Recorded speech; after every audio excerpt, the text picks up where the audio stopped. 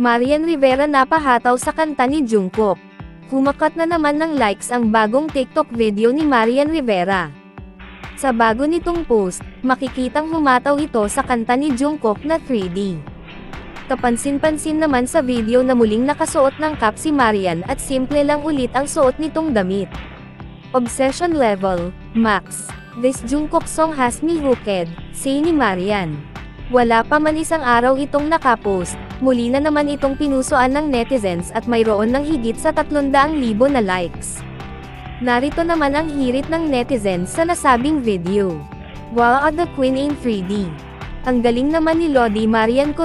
May idol duet na naman ako, hey hey. Early me. Hi Queen.